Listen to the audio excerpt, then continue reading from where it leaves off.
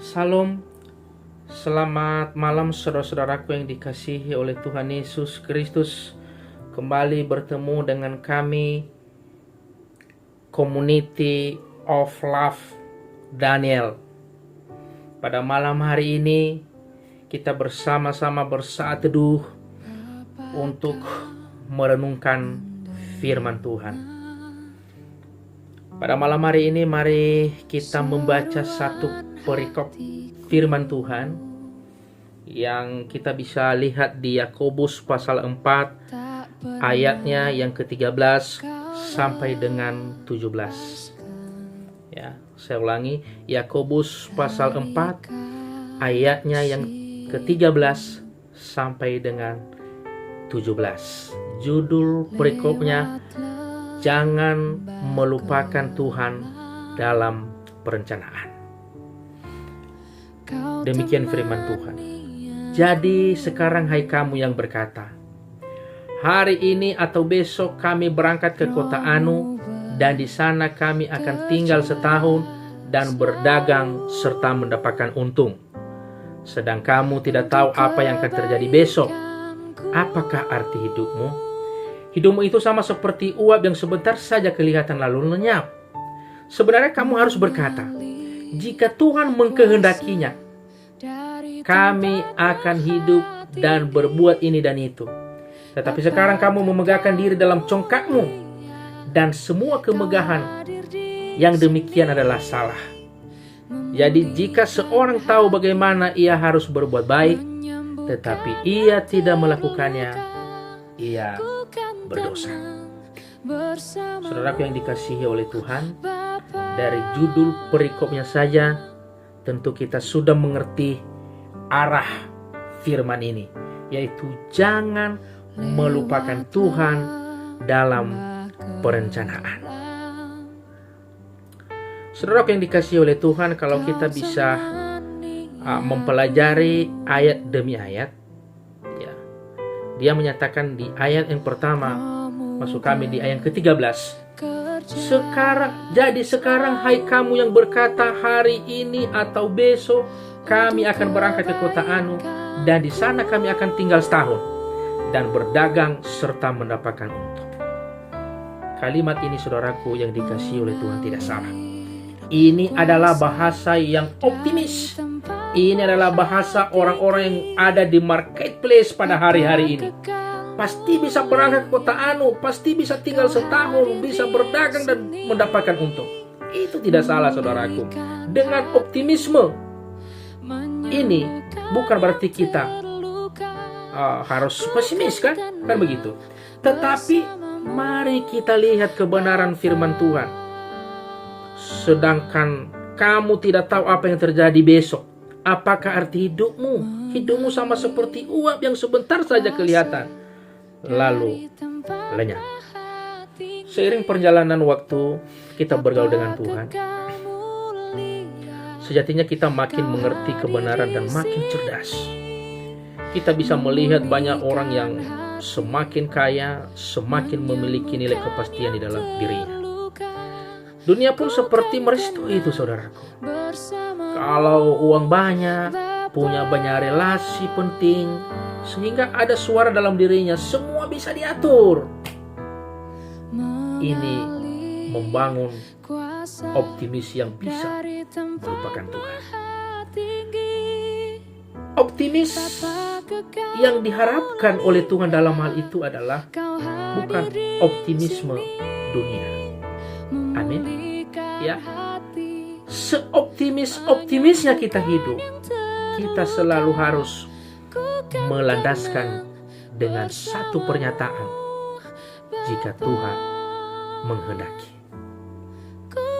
Tetapi jika orang sudah menjadi kuat saudaraku, kuat secara materi, memiliki kekuasaan, relasi yang banyak, memiliki keamanan, apalagi relasi dalam bidang mafia, hukum, dan lain-lain, maka kalimat jika Tuhan mengkehendaki menjadi tipis, bahkan sangat-sangat tipis. Yang membahayakan adalah ketika ia tidak memedulikan kekekalan. Dalam pengalaman hidup, kita tentu pernah bertemu dengan orang yang lemah, yang tidak punya kekuatan. Bahkan kita juga terkadang mengalami kesulitan yang tidak tahu bagaimana jalan keluarnya. Tetapi itu sehat bagi jiwa kita. Sebab Tuhan mengizinkan semua itu terjadi agar kita tidak mengabaikan prinsip jika Tuhan menghendaki. Sebab ini masalah kekekalan, saudaraku yang dikasihi oleh Tuhan.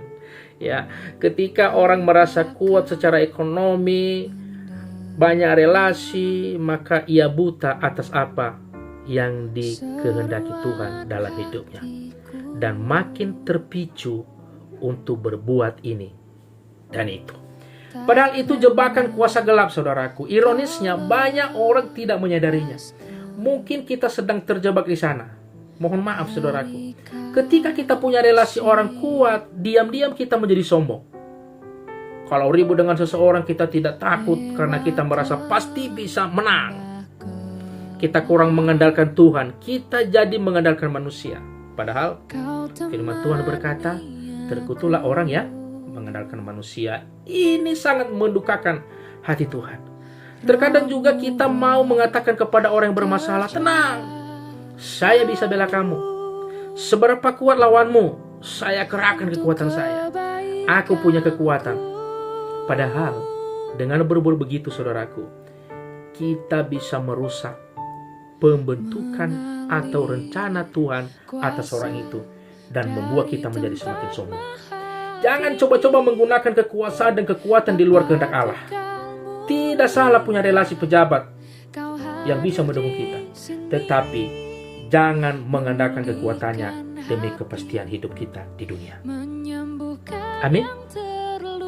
Kalau Tuhan mengizinkan kita mengalami keadaan apapun hari-hari ini, bahkan keadaan yang tidak menentu, kita tetap harus berkata, jika Tuhan menghendaki, kami akan hidup berbuat ini dan itu. Artinya, kita akan menerima apapun yang akan terjadi.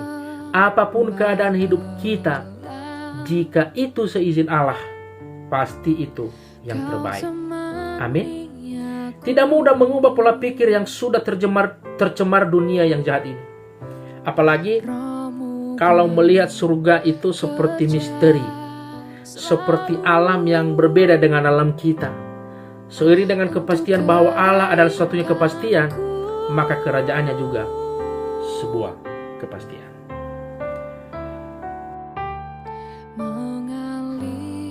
Sebaik apapun yang dimiliki manusia di bumi, memiliki tubuh yang sehat, memiliki rumah tangga yang bahagia dan utuh, ekonominya baik, keadaan nyaman dan aman, tetapi saya mau mengatakan, itu bukanlah kepastian hidup. Sekali lagi saya mau mengatakan, itu bukanlah kepastian hidup. Jika kita salah menggunakannya, saudaraku yang dikasihi oleh Tuhan, apa yang kita miliki di dunia ini bisa membahayakan kekekalan kita. Memang orang-orang yang menilai prinsip ini, pasti mereka bilang, oh dia kurang waras. Kenapa, saudaraku? Karena pada umumnya orang mau mencari kepastian hidup. Tapi dalam tanda kutip, kepastian hidup di bumi. Tetapi itulah sejatinya kebenaran yang Injil ajarkan bagi kita. Antara lain, dunia ini bukan rumah kita. Firman Tuhan berkata, serigala punya liang, anak manusia tidak punya tempat untuk meletakkan kepalanya. Katakan amin. Tetapi ironisnya, saudaraku yang dikasihi oleh Tuhan, ada sebahagian gereja yang mengajarkan bagaimana Tuhan dijadikan kontributor atau penolong untuk bisa meraih kepastian di bumi. Kalau saya boleh berpendapat, harusnya jangan kita terlena pada tambahan makanan. Loh, maksudnya apa? Ini saudaraku, firman Tuhan di Matius 6 ayat 33 yang sudah familiar, yaitu cari dahulu kerajaan Allah dan kebenarannya, maka semuanya itu ditambahkan kepadamu.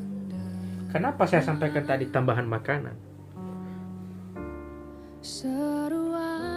Yang kita cari itu hanya tambahan.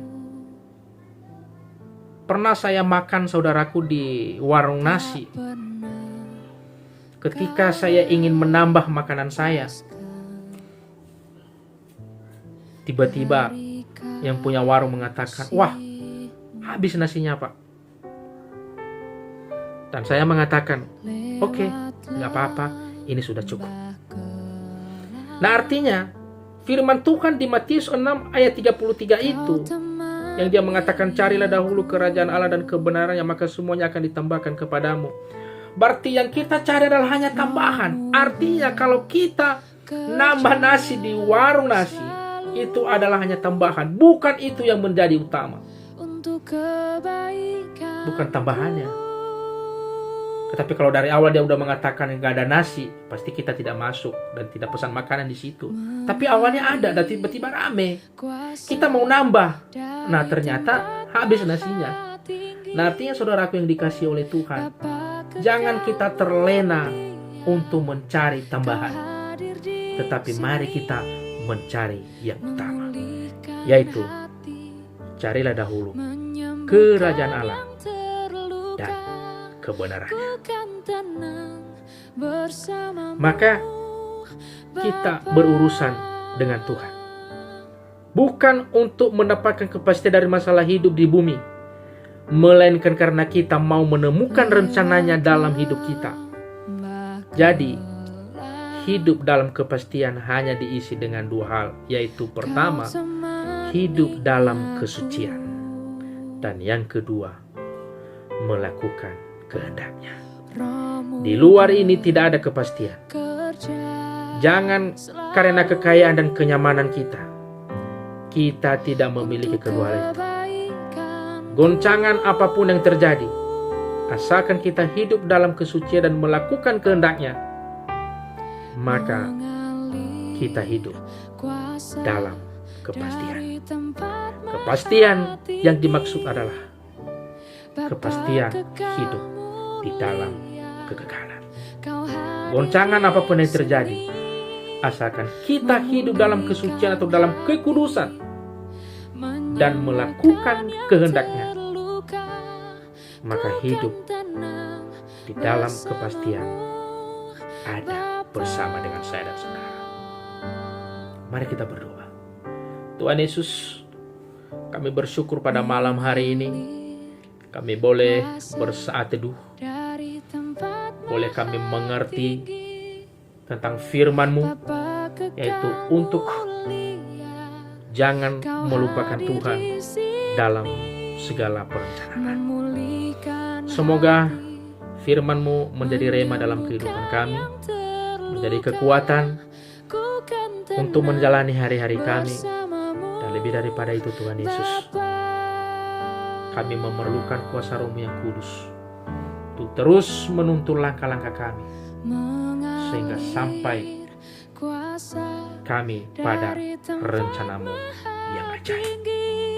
Di dalam nama Yesus telah kami berdoa, telah mengucap syukur, haleluya, amin.